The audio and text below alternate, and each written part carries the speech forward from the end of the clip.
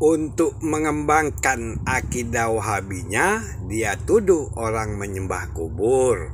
Padahal Wahabi sendiri yang menyembah kubur karena Tuhannya menyatu dengan tanah kuburan atau menyatu dengan langit dunia.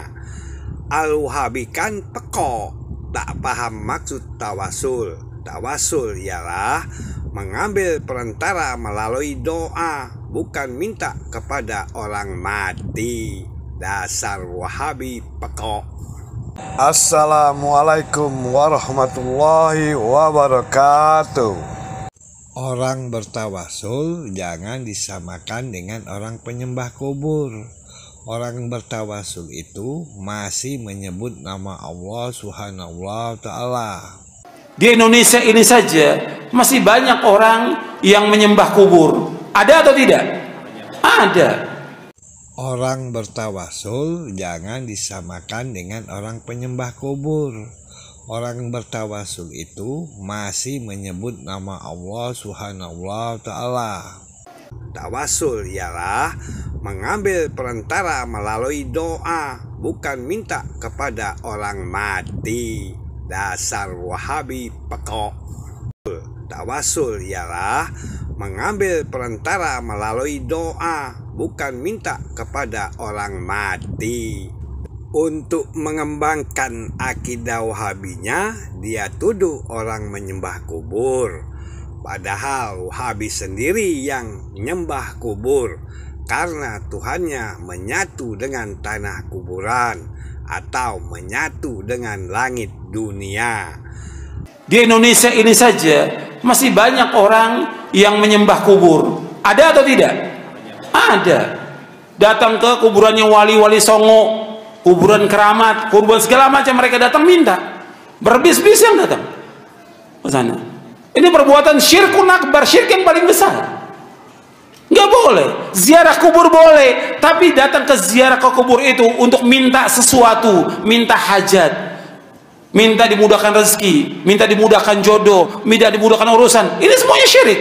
Tidak boleh. Ini merupakan syirkun akbar. Nggak boleh. Allah suruh minta hanya kepada Allah.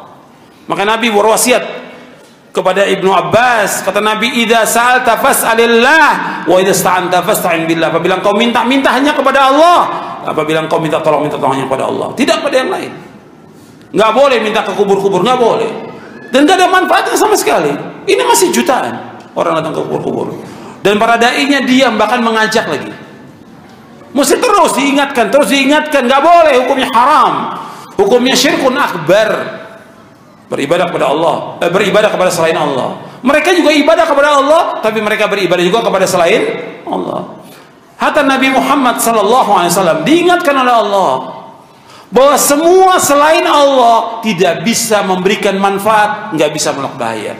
Allah berfirman di dalam surah Yunus, yang bawa mushaf Al-Quran, lihat surah Yunus, surah yang ke-10 ayat 106. Allah berfirman, wala tad'u min dunillahi ma la yanfa'uka wa la yadurruk fa in fa'alta fa innaka idzan minadh dhalimin. Dan janganlah kamu berdoa, jangan meminta, jangan beribadah kepada selain Allah yang tidak bisa memberikan manfaat kepada kamu dan tidak bisa menolak bahaya dari kamu. Kalau engkau lakukan juga, maka engkau termasuk orang-orang yang zalim. Zalim di sini artinya apa? Syirik. Maka Nabi SAW dilarang, jangan berdoa, jangan meminta, jangan beribadah kepada selain Allah. Disuruh kita beribadah, berdoa, meminta hanya kepada Allah. Allah berfirman, ud'uni astajib lakum innal ladzina yastakbiruna an ibadati sayadkhuluna jahannama dakhirin.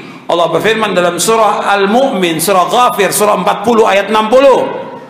Wa qala rabbukum ud'uni astajib lakum innal ladzina yastakbiruna 'an ibadati sayadkhuluna jahannama dakhirin. Allah berfirman, hendaklah kalian semua berdoa hanya kepadaku saja. Allah berdoa, kata Allah berfirman, hendaknya kalian semuanya berdoa hanya kepadaku saja. Aku akan kabulkan doa kalian. Sesungguhnya orang-orang yang sombong dari beribadah kepadaku, mereka akan masuk neraka jahanam dalam keadaan terhina. Jadi berdoa hanya kepada Allah, nggak boleh kepada yang lain. Meminta nggak boleh kepada yang lain, hanya kepada Allah saja. Orang bertawasul jangan disamakan dengan orang penyembah kubur. Orang bertawasul itu masih menyebut nama Allah Subhanahu wa Ta'ala.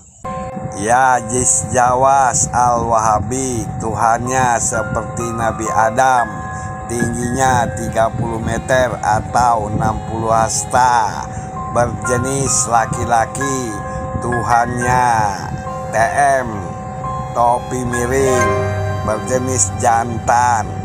Almarhum Buya Sakur, Tuhannya tidak bertempat tapi ada di mana saja.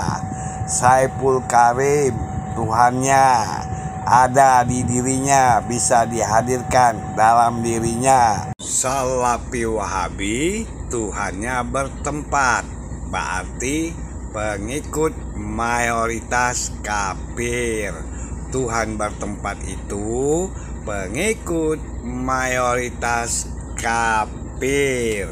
Hadis, barang siapa menyerupai suatu kaum, maka dia termasuk golongan mereka. Orang bertawasul jangan disamakan dengan orang penyembah kubur. Orang bertawasul itu masih menyebut nama Allah Subhanahu wa Ta'ala.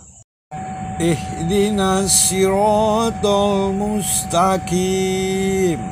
Maksudnya ayat ini jangan seperti Tuhan bertempat, yaitu kaum laba-laba atau orang musyrik.